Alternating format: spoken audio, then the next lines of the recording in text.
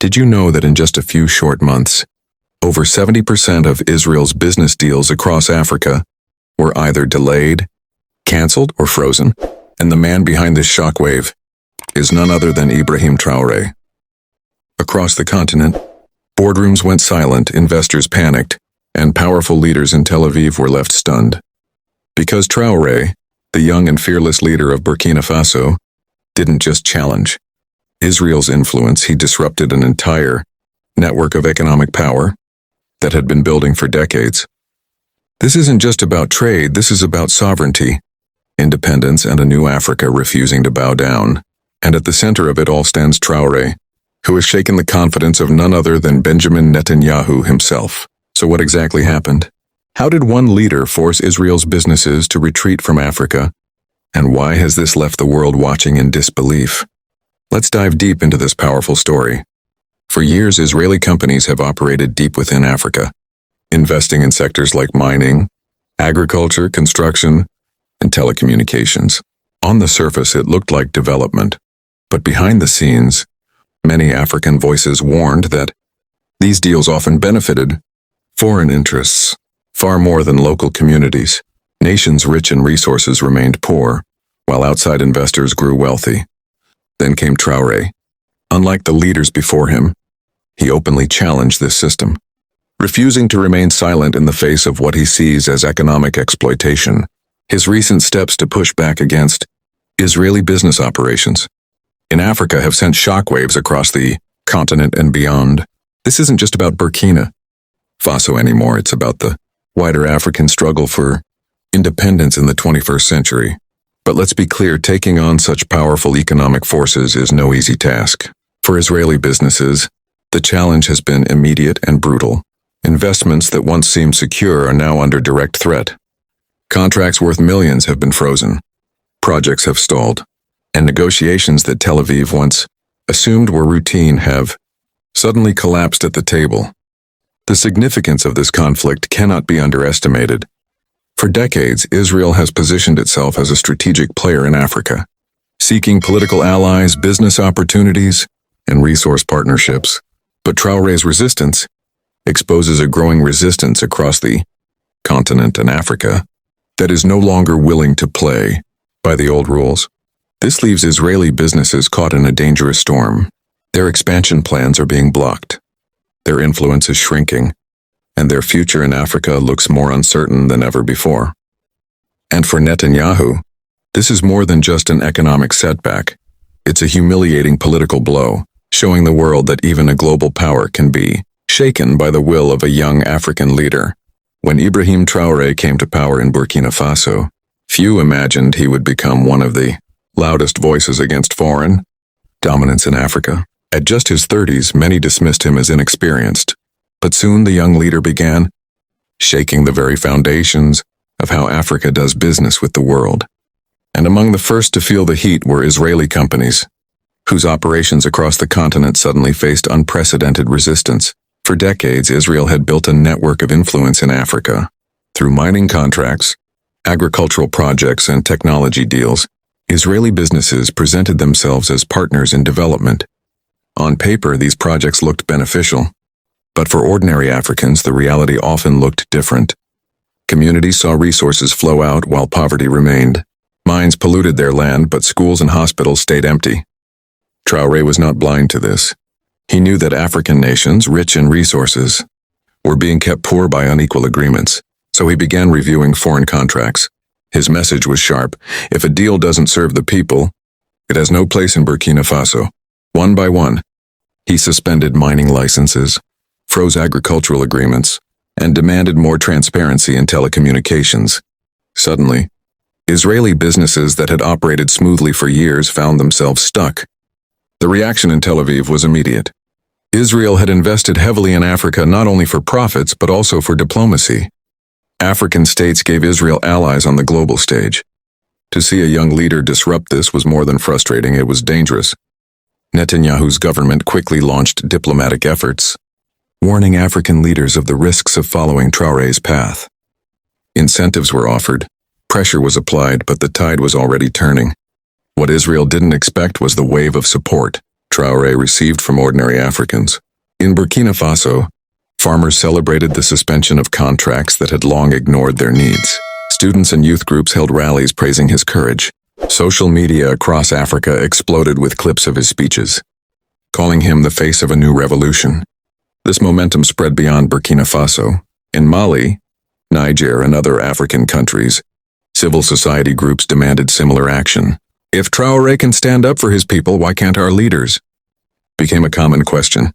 Intellectuals compared him to historic African figures like Sankara and Lumumba, men who also dared to challenge global powers. Meanwhile, Israeli businesses began facing real losses. Contracts were canceled, projects stalled, and investors grew nervous. Some tried to renegotiate, offering better terms. Others quietly withdrew. What once looked like secure dominance was now shaken by a single leader's defiance. The symbolism was powerful. In the streets of Ouagadougou, murals of Traoré appeared. Artists painted him as a warrior standing against exploitation. Songs and chants echoed his name. He had become more than just a president, he was a symbol of African dignity. For Israel, this was alarming. Netanyahu reportedly expressed disbelief at how quickly Traoré's actions became a continental story. Behind closed doors, Israeli officials debated whether to crush this defiance through political pressure or adapt to the new reality. But on the ground, the narrative had already shifted. African communities now had hope. For the first time in years, they felt their leaders could defend them rather than sell them out. Farmers saw land rights protected. Youth saw independence as more than just a word. Religious leaders even described the struggle as moral choosing, freedom over dependence, dignity over submission. In short, Traoré's initiatives had done more than disrupt Israeli business. They had ignited a wider African awakening. What began in Burkina Faso was spreading, inspiring nations to rethink their place in the global order. Israel, once confident in its African partnerships, now faced uncertainty. And for Netanyahu, the shock was not only economic, it was political humiliation, delivered by a leader many had underestimated. This clash was no longer just about contracts. It was about the future of Africa. Would the continent continue down the path of dependency, or finally seize the chance for real sovereignty? Traoré's defiance had made that question impossible to ignore. The decisive moment arrived quietly at first, just an announcement on national television, but its echoes shook capitals around the world.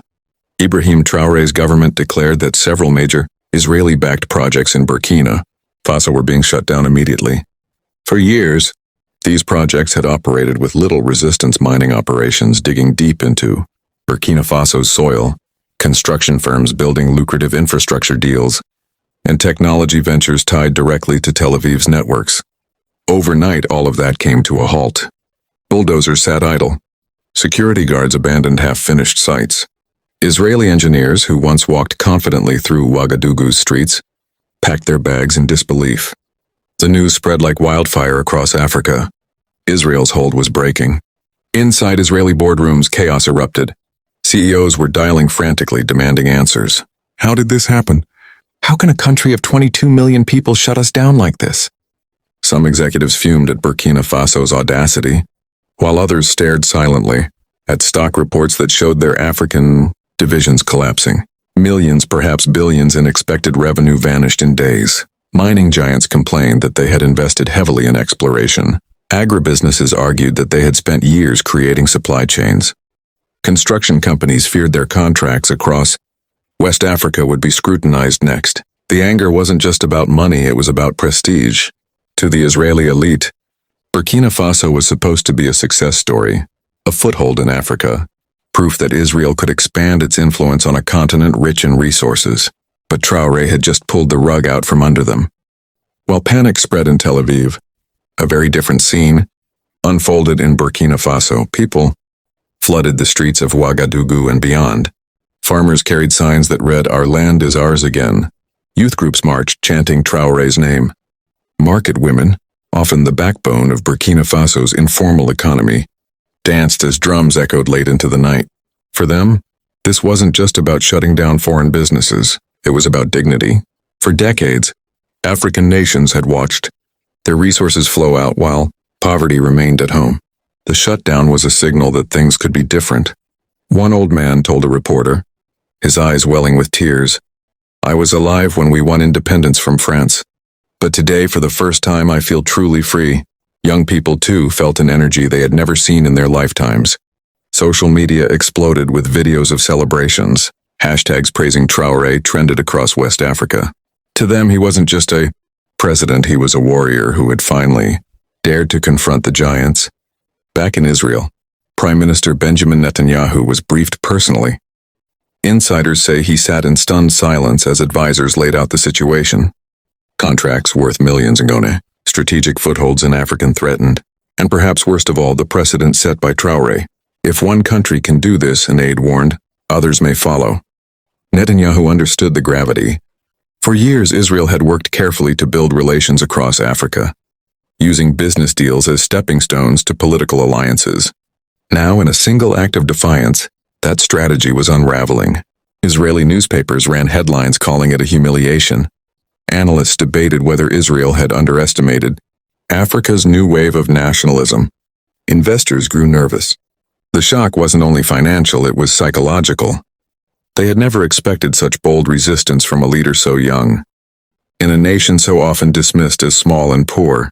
What made this climax truly explosive was the ripple it sent across the continent. From Mali to Niger, from Chad to Guinea, citizens began demanding their governments review Israeli contracts.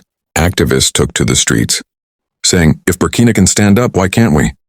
In Mali, students marched with placards reading, "Follow Traore's example." In Niger, labor unions issued statements demanding audits of foreign projects. Even in countries traditionally cautious of upsetting Western allies, whispers began. Perhaps it was time to reclaim control. Burkina Faso had lit a fire, and once lit, it was impossible to contain. This was more than economics. It was symbolism.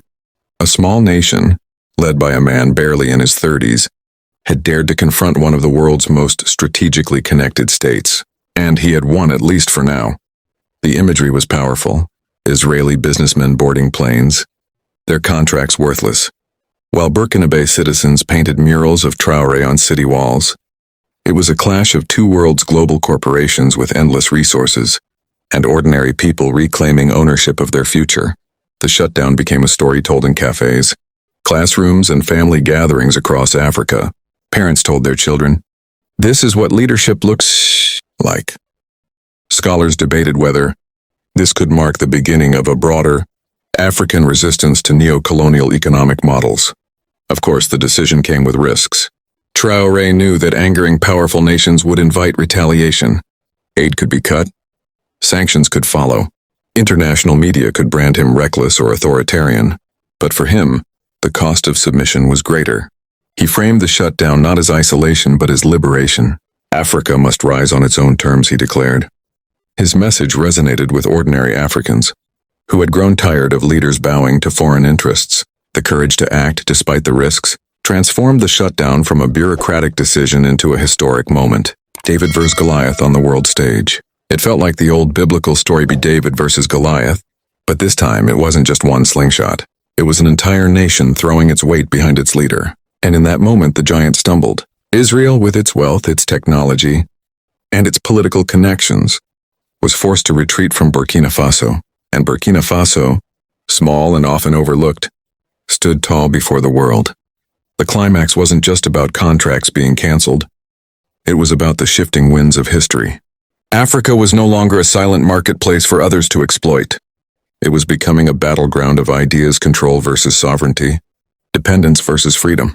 And as the dust settled, one truth was undeniable. Ibrahim Traoré had changed the game. His decision sent shockwaves not just through Israeli businesses, but through the very narrative of Africa's place in the global order. For decades, Africa was told to follow, to comply, to submit. Now one leader had stood up and shouted, "Enough," and millions had answered back with cheers. As the dust begins to settle, one thing is clear. Ibrahim Traoré's bold move to shut down Israeli businesses in Burkina Faso is far more than just a domestic policy decision. It is a turning point, a crack in the wall of old power dynamics that once seemed unbreakable. Throughout this story, we've seen how a single decision triggered a chain reaction, how Israeli corporations, once comfortable in African markets, were forced into retreat. We've seen the shockwaves reach Tel Aviv, leaving Benjamin Netanyahu and his government scrambling for answers. And most importantly, we've seen how ordinary Africans from farmers to students rose up in celebration, seeing in Traore's actions a reflection of their own dreams of independence and dignity. But what does it all mean for the future? In the short term, Israel has suffered a serious blow to its business interests and its image in Africa. Contracts worth millions have evaporated, investments have stalled, and its carefully built strategy of influence now faces unprecedented challenges. For Africa, however, the meaning runs deeper. Traore has given the continent something rare, an example of resistance that actually worked. He showed that even a small, resource-strapped nation could say no to powerful outsiders and still stand tall. And once one nation succeeds, others are inspired to follow. Already discussions ripple through Mali, Niger, and beyond, leaders and citizens alike asking, if Burkina Faso can reclaim its sovereignty, why can't we? The long-term effects could be profound. We may see a new wave of Pan-African unity, where nations collaborate not as clients of foreign powers, but as partners shaping their own destiny. Israel, like other external actors, will be forced to rethink its approach, no longer assuming that contracts alone can buy silence or loyalty. The balance of power between Africa and outside nations has shifted, even if subtly, and that shift may grow stronger with time. Of course, challenges remain. Traore's stance may invite pressure, sanctions, or even covert attempts to destabilize his government. History has shown us that powerful nations rarely accept defeat quietly. But even if obstacles arise, the symbolic victory has already been won. The world has witnessed a young African leader defy the odds, and that memory cannot be erased. In the end, this story is not just about Israel or Burkina Faso. It is about the future of Africa, a future where leaders put sovereignty above profit, where people's voices matter more than foreign contracts, and where dignity is reclaimed piece by piece, decision by decision. And so, as we close this chapter, one truth stands out above all others. Traore's actions may have shut down businesses, but more importantly, they opened up possibilities for an Africa that no longer plays by someone else's rules, but writes its own. And now I want to hear from you. Do you believe Traore's bold stand will inspire other African nations to follow the same path? Or will the pressure from powerful countries force him to back down? Share your thoughts in the comments. I'll be reading and responding. And if you found this story eye-opening, don't stop here. In my next video, we'll dive deeper into how international business powers shape Africa's future and how leaders are fighting back. Trust me, you don't want to miss it. So hit that subscribe button, turn on notifications, and let's keep exploring the stories that truly change the world.